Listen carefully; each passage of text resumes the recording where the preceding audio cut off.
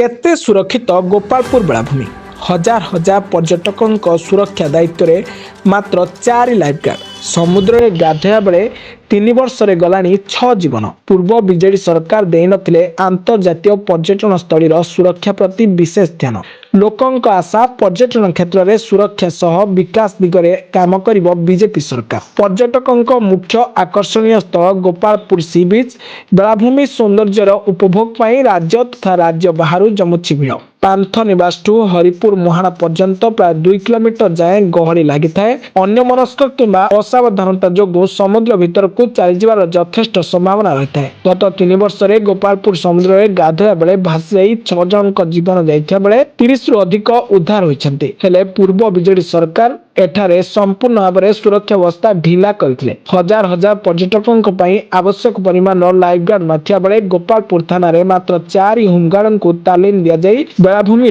नियोजित करथिले सेमानक मध्यरु सकाळ 6 रु अपराह्न 2टा पर्यंत मात्र जणिए 2टा ठारू राति 10टा पर्यंत 2 जण और रात्र 10टा रु सकाळ 6टा पर्यंत जणे दायित्व रहिथांते मात्र जणे किंबा 2 जण लाइफगार्ड बेलाभूमि रे सुरक्षा पई संभव नुहे। गोपालपुर बेलाभूमि निकटरे समुद्र पृष्ठभाग अपेक्षाकृत खाल होइतिबारु बुड़ी जिबार आशंका अधिक रही बेलाभूमि रे हठात अघटन घटिले लाइफगार्ड सहायता लगी अन्य कोनोसी तालीम प्राप्त कर्मचारी नाहंती स्थानीय मत्स्यजीवी सहयोग ही एकमात्र भरोसा समुद्र में बुड़ी जाउथबा पर्यटकों को उद्धार करिया पई दौड़ी लाइफ जैकेट और स्ट्रेचर आदि सामग्री लाइफगार्ड निकटरे रही सेही भली किसी पर्यटक अनुरोध करछंती जे लाइफगार्ड नियोजित करबाकू वर्तमान देखा बाकी रहा गोपालपुर बेलाभूमि रे केबे लाइफगार्ड नियोजित होउछंती और पर्यटक केते सुरक्षित रहउछंती बीजेपी सरकार रे केते सुरक्षा रे रही परिबे ता आगो को देखा जिवो।